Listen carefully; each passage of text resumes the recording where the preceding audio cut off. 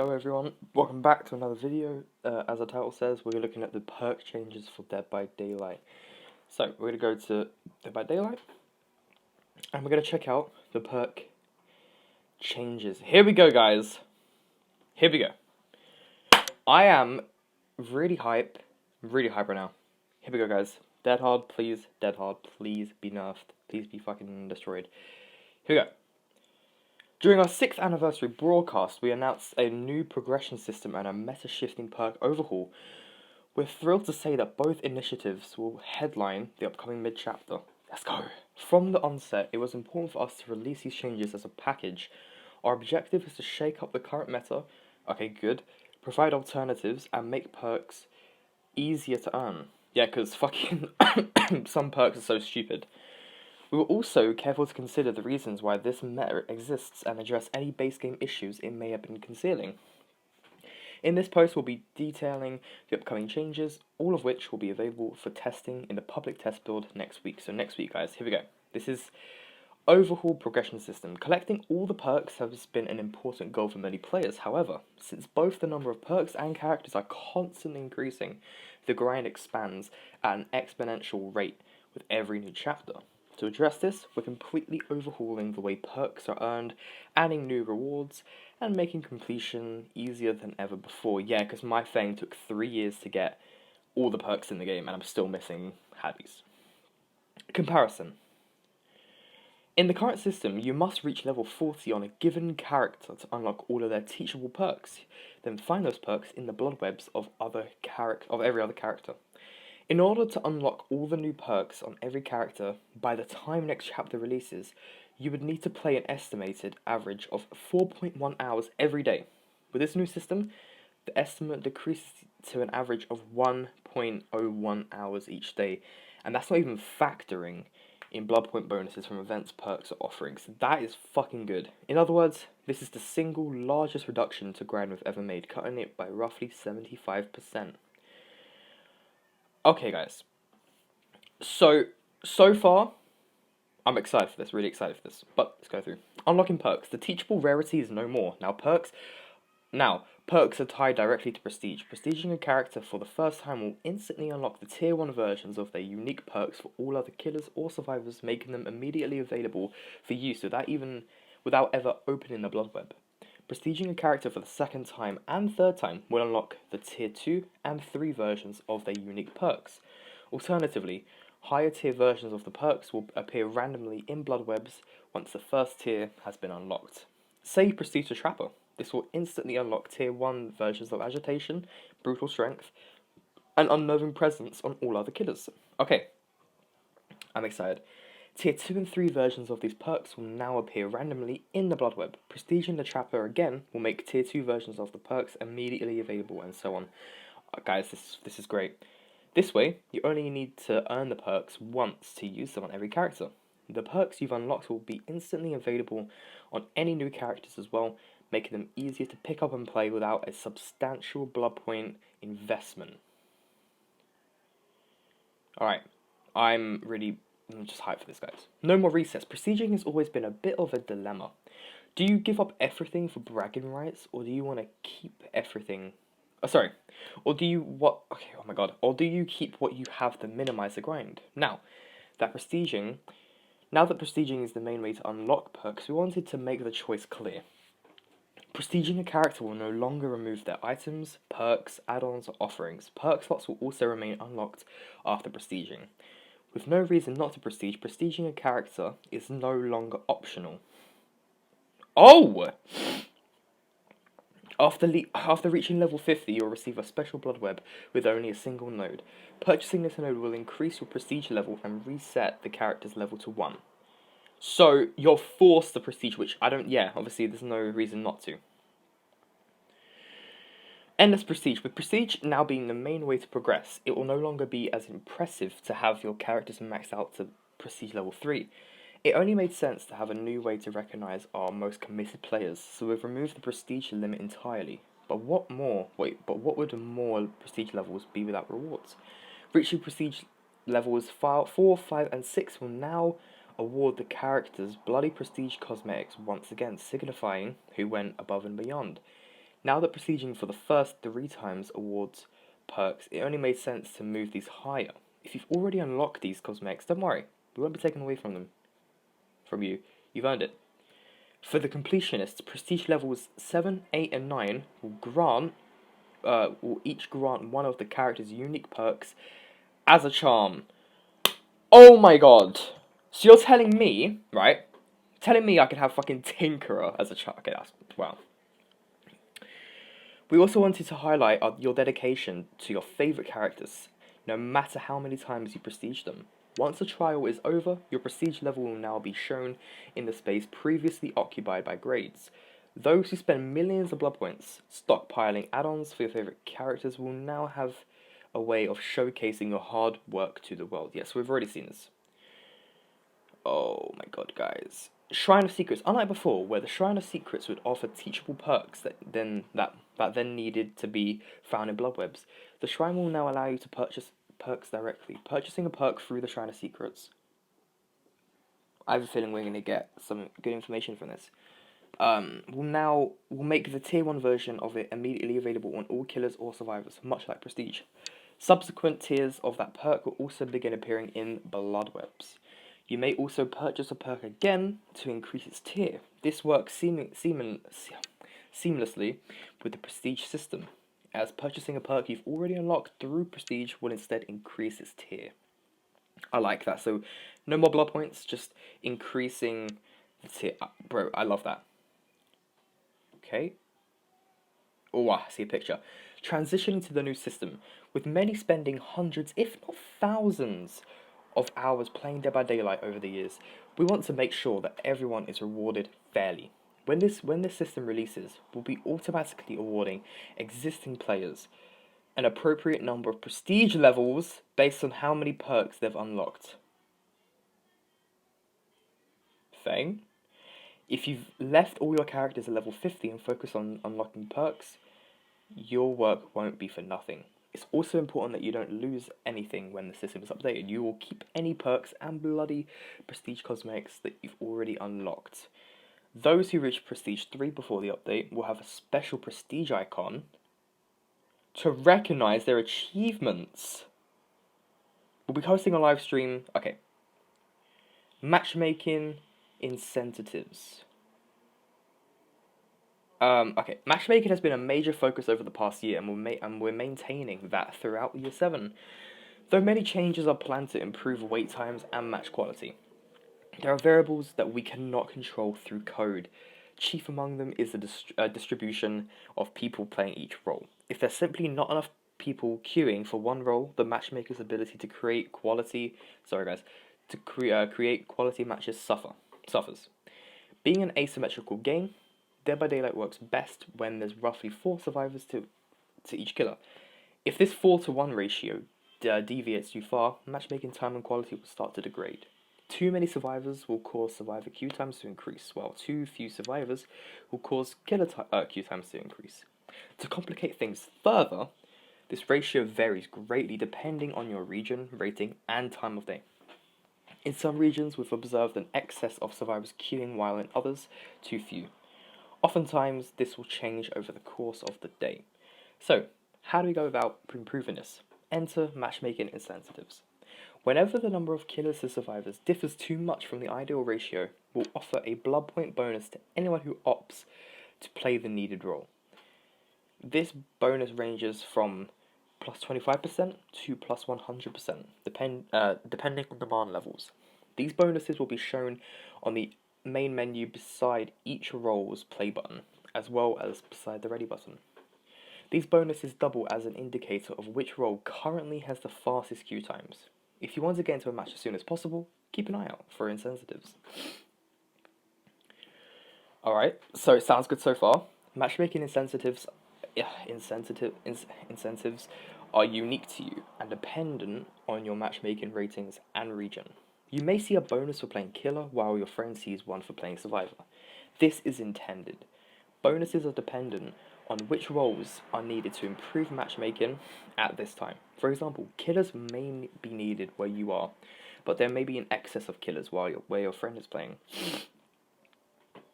Okay. Playing in a group can also net you a bonus if survivors are needed at the time. However, this will only apply if your group's average matchmaking rating is currently in demand. We believe these matchmaking incentives will improve both queue times and the matchmaker's ability to create quality matches. Heads up, matchmaking incentives will be disabled if crossplay is turned off. As most players will play with crossplay on, the system will be highly susceptible to manipulation, and switching roles would have a negligible effect on matchmaking. Sorry. If you'd like to take advantage of these incentives, we strongly recommend turning on crossplay through the settings menu. Okay, so I like this. So if there's not enough killers or whatever role, you get blood points. I like that. Sorry guys, just give me a sec. I need to quickly just grab my drink because my throat's getting just a wee bit dry. But I like this so far, guys. I like this. Alright, let's continue. Gameplay updates. Here we go. Some of the most consistent feedback. Hang on. Okay. We've received centers around the perk meta. A handful of perks have a dominant usage rate, especially in high score matches. Naturally, the gameplay can feel stale when you see the same perks again and again. In the past, we've addressed individual perks through various updates, but the odd meta change is not enough to shake things up. In this update, we are reworking and rebalancing 39 perks, meta included. We aim to reduce the reliance on the current meta while also providing many new options to experiment with. Before we can make meaningful changes to the meta, we needed to look at why these perks are so heavily used in the first place. Because you can win the game by pressing X or E. While some perks are popular because of their strength, others are popular because they reduce the likelihood of an unfun situation. Therefore, we've prepared a few baseline changes to address some of these core gameplay issues. Sorry guys, my nose is getting a bit thing. Okay. When looking at the perks most used by killers, there's a very clear trend. Any perk that helps prevent generators from being powered, slow down perks for short, are favoured. Corrupt Intervention, Pop Goes the Weasel, Scorechoke, Pain Resonance, and Hex Ruin are a few notable examples, and each are amongst the most popular perks. That is agreed. In my build, I use Corrupt and Ruin. Many players feel like generators are powered too quickly without these perks, so we knew we needed to look at generators before making any perk changes. Slowdown perks should be an option, but not the only option to stay competitive. First, we've increased the time it takes to power a generator to 90 seconds, up from 80. Good! The time it takes to complete a generator hasn't been changed in a long time, but it's clear that they are being powered quicker than we'd like. By slowing them down slightly, we hope to give killers a bigger window to interrupt survivors, particularly at the beginning of the trial. Second, kicking a generator will now instantly remove 2.5% of the maximum progress. Guys, this is getting good. This change makes kicking generators more meaningful, even if the survivor stops it from regressing shortly after. Additionally, survivors must now decide whether they should tap a generator to prevent regression, as this allows the killer to kick it again and knock off even more progress. Yeah, that's true. With these two changes, we hope to reduce the reliance on passive slowdown mechanics and promote increased interaction between killers and survivors. So just reading this, guys, we already know these perks are getting sent to the depths of hell. Hang on.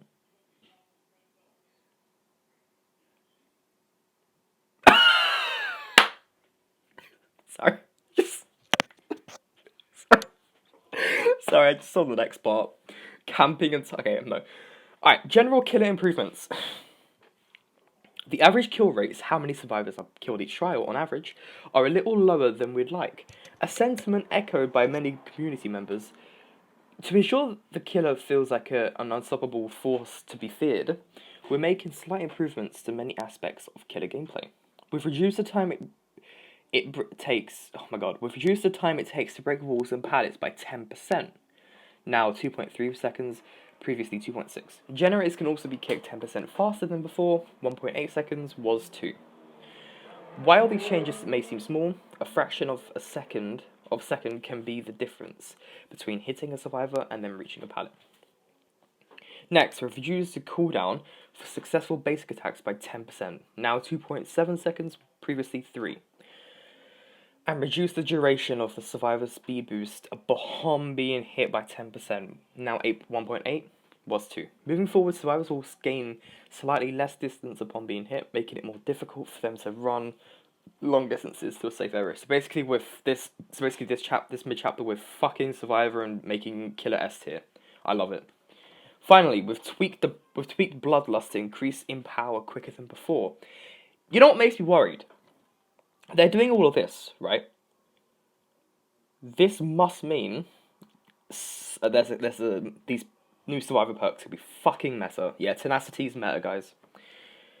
Jesus. Finally, we've tweaked Bloodlust to increase in power quicker than before. In most chases, Bloodlust does not activate, though there are rare cases where it could be necessary. The long build up often leaves the killer in a bad spot, even if they eventually get hit. We are adjusting the Bloodlust tiers activate after 15, 25, 35 seconds of chasing rather than 15, 30, 45. As the first tier of Bloodlust has not been changed, it will not be any more prevalent in the average chase. Bearing in mind the general improvements above, we expect Bloodlust will become even more uncommon outside of exceptional circumstances. Though slight, these changes affect every killer and could have ramifications of the game. We will be watching closely to ensure nothing gets out of hand. Right, this right here is great. I'm glad. But this coming up, camping and tunneling, if BT is base kit, on the Survivor side, there is a clear preference for the for perks that grant us. Here we go. That grant a second chance. Borrow time, decisive strike, dead hard, and perks of that nature that help a survivor avoid certain death, leading to an extreme usage rate. A benefit of these second chance perks is how they help prevent unfun situations. Namely being camped or tunneled out of the game, repeatedly being targeted after being unhooked. In order to incentivize a meaningful change to the meta, it was clear that we needed to address these controversial tactics. Second chance perks should be nice to have, not essential to enjoy.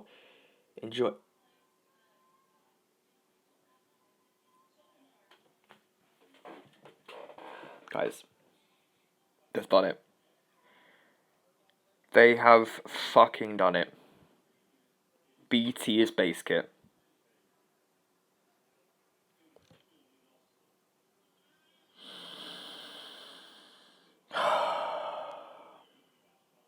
I don't even want to read.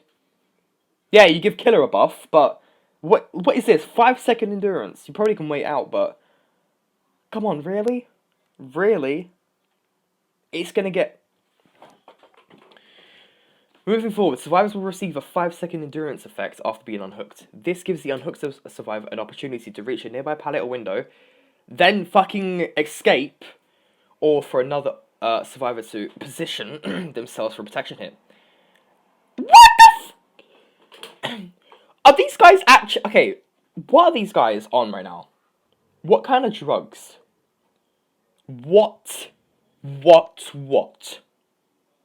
unhooked survivor will receive a 7% haste effect for 5 seconds. So, not only do they get BT, they get haste. Why not we just give them fucking... Let's just give them... Let's just give them a health state at this point. This will make them harder to catch. Yeah, we love that. And encourage killers to shift focus to the... Whatever, honestly. Both effects will be cancelled prematurely if the unhooked survivor performs what we now call a conspicuous action. These are interactions other than being chased that would improve your chances of survival. This includes repairing, healing, cleansing, saboing, unhooking, and opening. But still, that does nothing. With these base changes, we hope survivors can switch up their perk loadouts without fear that be... Okay, fuck off. Seriously. Right. For this update, perk changes fall into two categories: meta perks that are used too often, and non-meta perks that serve a similar purpose but aren't used as much. We understand that many of you have grown attached to your favourite perks and loadouts. Unfortunately, shaking up the meta inevitably leads to a few changes. Rest assured that our goal is to provide alternatives that align with your preferred playstyle, while widening the scope to include more viable perk options. It's also important to note that not every meta perk is equal, and each was considered on a case-by-case basis. So what are Dead by Daylight's meta perks? By referencing both community feedback and internal data, we can see that some perks stand above the rest. For killers, Barbecue and Chili, Ruin, Pop, Corrupt, Tinkerer, Noed, and Pain Resonance. For survivors, Dead Hard, BT, DS, Iron Will, Self-Care, and Spine Chill. Right. What is this? So, this is a little picture. Yeah, fucking look at Dead Hard. Jesus Christ. Fucking Dead Hard. Did you see that? It's at the top. I mean, I'm not surprised. Really not surprised. Okay, let's get back to where we were. After crying ourselves to sleep. Right, yeah. And then Barbecue and Chili. Okay. Here we go. Barbecue and Chili. Current effect. Upon hooking a survivor... We don't need to see that. The perk is incredibly popular, not because it's particularly powerful, but because of the huge amount of blood points it provides. Choosing to go into a match without it massively slows your progression. We do not want blood points to be the driving factor behind the perk's choices, so we will be removing the blood point bonus. While we understand this change may seem shocking, please keep in mind that this update reduces the grind by about 75%, with matchmaking incentives providing an additional value. We believe this is a necessary step in making other aura reading perks more appealing, as blood point game will no longer be the deciding factor. Alright, so perks still the same, no blood points. Ruin. A massive part of Hex Ruin's appeal is not having to stop and kick generators, as well as the ability to passively regress them from a distance. These aspects make Ruin a unique slowdown perk, so we are not looking to change them. To bring Hex Ruin in line with the other perks, we are reducing the regression speed to 50, 75, 100, from 100, 100... Okay, that's fine. This will reduce its power without destroying its primary appeal. After the survivor is killed, Hex Ruin will automatically deactivate. God, I thought it couldn't get any worse. So when one survivor is dead, boom! Ruin's gone. And it's a Hex. Keep in mind. Fucking hell. Pop Goes the Weasel gives killers a controlled way to remove significant progress from a generator of their choosing. Given that kicking a generator now removes 2.5% of its progress, by default, we decided to tone down some numbers to compensate. The perk will now remove 20% of the generator's current, not total progress. This change will make Pop Goes the Weasel very effective against generators that are nearly done, but weaker against those with a small amount of progress. Okay, that's fine. Here we go. This perk makes the beginning of a match more manageable, forcing survivors to extend deeper into the map before repairing a generator.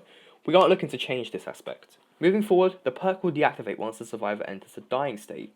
We believe this change will keep Corrupt effective in helping the killer build early game pressure while providing a limit to its power. Okay, so that's it's kind of balanced. Kind of. Tinkerer. Yeah, okay, I actually hope let's just read. Tinkerer's popular choice for the information it provides. Being able to prevent a generator from being powered is a game changer, particularly on killers with high mobility.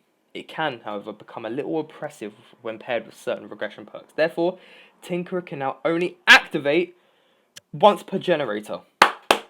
But with the base charges increased to 90, killers will have extra time to approach. Wow. Okay, nice. Noed. This perk makes for a very effective comeback tool, though it falls out of favour in high school games. We like the way Noed encourages survivors to preemptively cleanse totems, so we are not looking to weaken its direct strength. Instead, survivors will now see the Hex Totem's aura within 4 meters upon activation. This range increases to 24 over the course of 30 seconds. Good! We believe this change will keep Noed a strong choice for endgame builds while encouraging survivors to find the totem and attempt that last second save. Okay, good. Here we go. Here we go. Pain. Pain Resonance is dead. The most recent addition to the meta, Pain Resonance allows the killer to remove a sizable chunk from the most progressed generator simply by hooking a survivor. A loud noise notification also allows the killer to disrupt the survivors before they can continue repairing. A jack of all trades of sorts, granting both a powerful regression effect and crucial information. With that in mind, we are removing the loud noise notification. Instead of exploding, the affected generator will now spark upon losing progress, and survivors will no longer scream. We believe this will ensure Pain Resonance remains a strong regression perk while limiting it, so they don't scream. Okay, that's fine. Guys, here we go. Here we go. Dead Hard. Dead Hard is by far the most used perk by survivors, and it's easy to see why. In the right hands, it acts like a third health state, allowing a survivor to escape a situation where they would otherwise go down. There are two main ways Dead Hard is used: to dodge a hit and for distance. In the latter case, there's not much a killer can do. Therefore, Dead Hard will now provide the endurance effect for 1 second when activated. If you time it right, you prevent the hit and gain a movement speed boost. This will remove Dead Harding for distance and make it solely used to dodge hits which killers can anticipate and even bait accordingly. So, when you press it, you don't dodge forward anymore. You just gain the endurance. Oh my god! Wow. Hey, I like that. Oh, what a relief. Because killer's been fucking butchered. But what a relief, what a relief. Here we go, DS. Time to fucking nerf this shit again. One of Decisive Strike's main appeals is its efficiency at preventing tunneling. In light of the upcoming base game changes, we expect Decisive Strike to drop in usage slightly. I've been so much reading. For the most part, we find the perk to be healthy for the game and easily avoidable for killers who choose not to tunnel and unhook survivor. That said, at the end of the match, there's often nothing the killer can do to prevent a survivor with DS from escaping. Moving forward, Decisive Strike will now deactivate once the exit gets powered. In addition, the stun duration has been reduced from 5 seconds to 3. We'll also be simplifying the description of the perk. Decisive Strike will now be cancelled by conspicuous actions. Good, another good change. Here we go. Much like Decisive Strike, this perk gets much of its popularity by granting counterplay against the camping killer. Considering a lighter version of Borrowed Time's effects have been added to the Survivor's base kit, we need to update the perk accordingly. Borrowed Time will now extend the duration of the Endurance stats effect of unhooked survivors by 10 seconds and increases the movement speed bonus duration for 10 seconds. Okay. Ironwell. This perk allows... Sorry, I didn't read the rest because my throat's kind of hurting for talking a lot. This perk allows skill players to mind game more effectively in many areas by silencing grunts of pain. To address its high usage rates, we are lowering the grunts of pain reduction to 25, 50, and 75. So the perk is shit. Additionally, Ironwell is no longer active when exhausted. So okay, alright. Here we go. I'm not gonna read that part. To reduce its strength, Self-Care's heal speed will be lowered to 25, 30, 35, and the item efficiency bonus have been removed entirely. So Spine Chill is D tier now. Well, it wasn't a great... Wow, okay. Here we go. Spine Chill will now only activate if the killer has a clear line of sight to the survivor. This will remove the awkward counterplay where the killer must look away to ensure a stealthy approach. Next, we'll be adding a short 0.5 seconds lingering effect to Spine Chill. This will prevent the icon from flickering when the killer looks around and make the action speed boosts more consistent. Finally, we'll be removing the Volt speed bonus entirely, as it does not suit the perk's nature. Good change. So, before we go to non-meta, yeah, if I could tell you, Ruin was really the only killer perk that's been fucking destroyed, so. Alright, so now we're moving on to the non-meta perk changes, so let's go ahead and give it a little read. With so many meta perks being changed, we wanted to make sure that everyone had something new to look forward to. We've updated 25 additional perks to try out, the majority of which fulfill a similar purpose to the meta perks listed above. Well, I fucking hope so, because this has been... yeah. Like, why the okay, you know, I'm even gonna fucking do it. Alright, oh shit. Overcharge. Along with its current effects, Overcharge will cause the kicked generator's regression speed to grow from 100% to 400% over the course of 30 seconds. Survivors will want to stop this generator from regressing as soon as possible. Holy shit! Oh my god. And it's with its skill check effect as well. Wow. I like that. I don't know if it's going to become meta, but that is definitely now a strong perk. But that's not really... I'm here for a couple of perks. Alright, Eruption. Eruption released with fairly safe numbers, but upon reflection, we're comfortable with increasing them. We have upped the generator regression speed penalty to 10% from 7. And the duration of the incapacitated effect up to 25 seconds. Again, quite a mid-perk, but at least the durations have been increased. If you like Eruption, go ahead and have fun with it. Knockout. Those of you who like to leave survivors on the ground can have a little more peace of mind. Twins is typing. In addition to its current effect, Knockout will cause dying survivors to crawl 50% slow for 15 seconds and reduce their recovery speed by 25%. So, I'm not quite sure...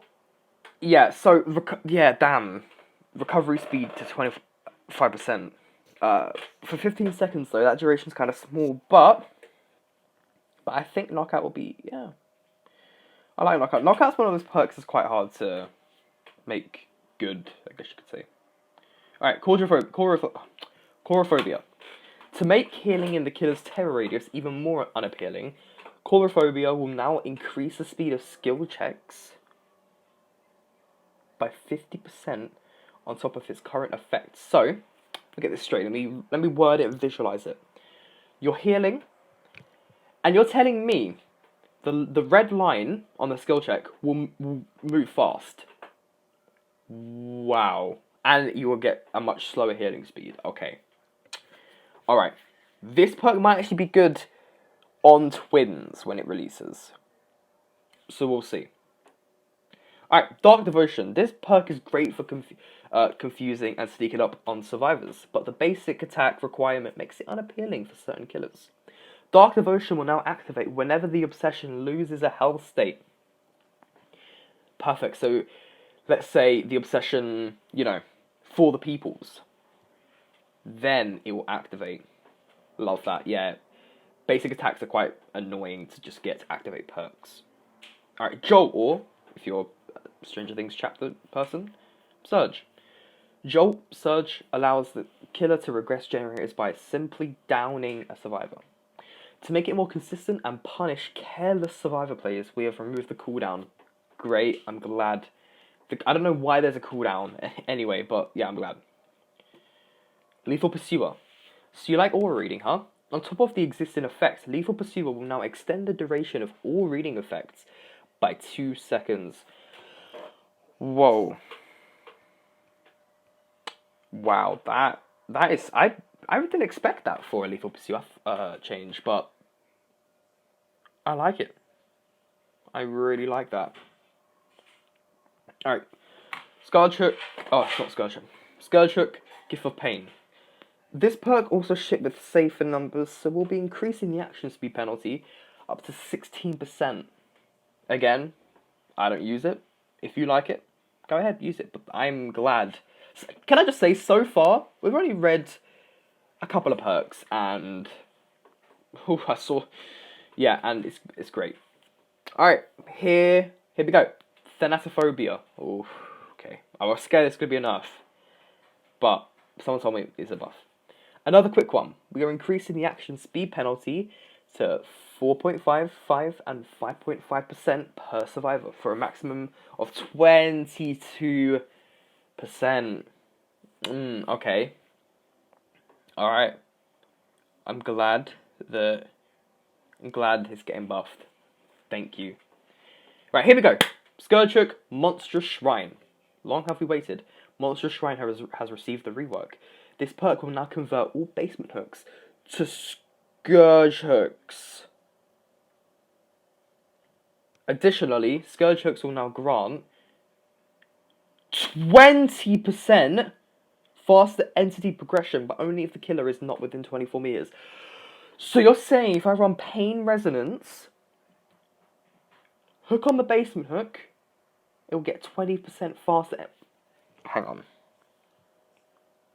Guys, I can't believe I'm saying this, but this perk is meta. This perk actually might be quite, I don't know about better, but this perk actually might be quite strong.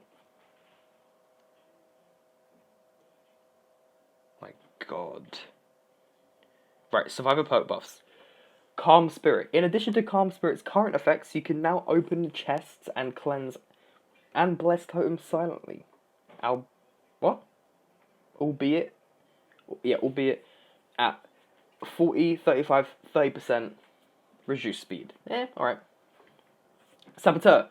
After months of study, saboteurs can now identify Scourge hooks. Oh, okay. Their auras are shown in yellow. When a survivor is being carried, use this information to your advantage to prevent Scourge hook perks from being activated. Great. So you... Okay. I mean, hey. People are going to waste a perk slot just to see where Scourge hooks are. I actually think this is quite cool, actually.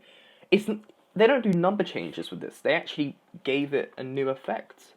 And that's really cool. Hey, good on them. Again, I'm not really a survivor main, so I wouldn't really care. Alright, Botany Knowledge now increases healing speed efficiency by 30, 40, 50% up from 11, 22, 33. Jesus Christ. Honestly, some of these perks are going to become meta. Off the record, upon being unhooked,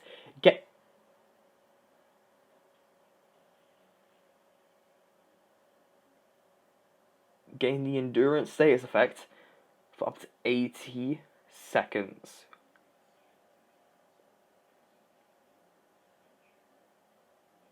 The endurance effect is lost upon performing a conspicuous action.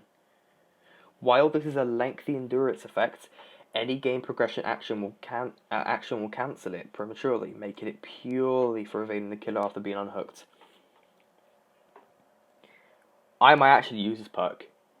I liked it beforehand, but this perk brings something new to the meta table. Oh my god.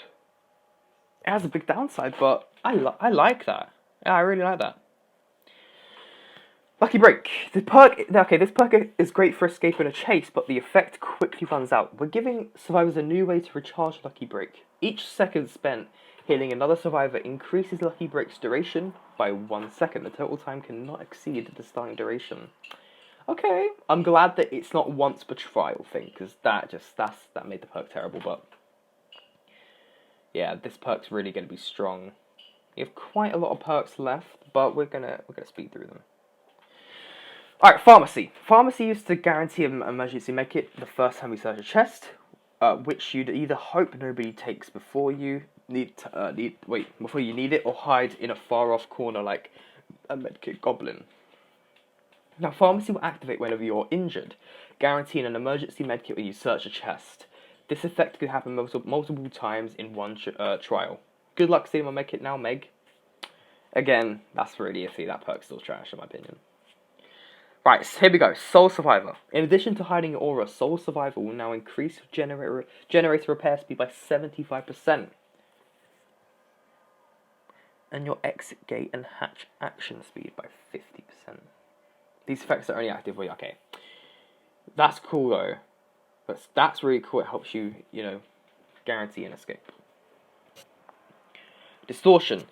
For those who like to stay hidden, we've added a way to regain distortion tokens. Gain 1 token for every 30 seconds spent within the killer's terror radius. My god, they are fucking feeding survivors and leaving no crumbs. Oh my god. Guys, explain to me how I'm saying these perks are now good. Like, how Soul Survivor is a good perk. Like, alright. Lightweight. In addition to Lightweight's existing effects, your scratch marks will be more sporadic, making you harder to track. Your scratch marks will also fade up to 3 seconds sooner, up from... /2/3, okay. Deja Vu. To help survivors power the 3 close generators, Deja Vu will now grant a 5% repair speed bonus to their revealed generators. There's better perks, like Overzealous. No One Left Behind. Beyond its current effects, No One Left Behind will grant a 7% movement speed bonus to any survivors you want to hook. Alright? Am I going crazy, or this is already base kit? Oh, there's no duration. So they permanently have that. Great. Additionally, the perk now activates when the gates are powered rather than opened. Alright. Yeah, iffy again. Dark Sense. We've changed the way Dark Sense works. When a generator is powered, Dark Sense activates. The next time the killer comes within 24 meters of you, the aura is revealed for 5, 7, 10... Is this my fucking... Did they fucking make my own thing? Oh, I've just realised I'll give you the buns. What were for the burgers?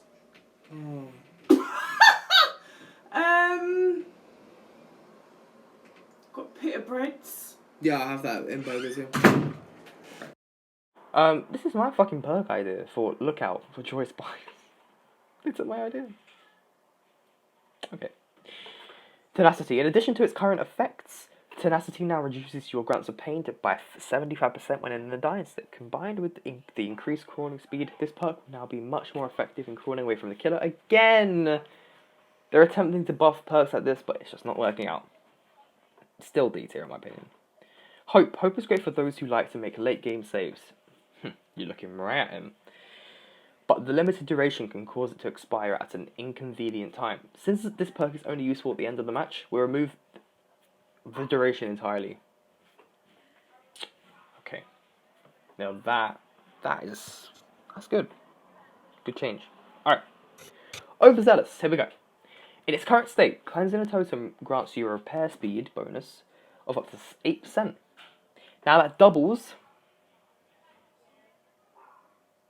if you cleanse a Hex Totem. Right. Hold the fuck up. Hold the phone. Literally grab the phone and hold it. You're telling me, right now, you're telling me that I can have a 16% repair speed.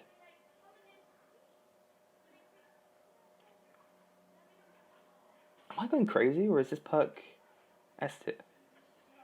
Okay, Overzealous S tier, I'm not even kidding. Right, we're gonna live forever. Much like barbecue and chili, this perk features a massive blood point bonus. We do not want blood points to dictate which perks are used, so we have removed the bonus blood points from We're Gonna Live Forever. This change will release at the same time as the progression overhaul, which is expected to cut the ground by 75%. With the matchmaking incentives providing an additional avenue for blood points. Additionally, actions that previously granted a token will now activate the perk's secondary effect. Okay. While active, healing survivor from the dying state grants them the endurance status effect for 10 seconds.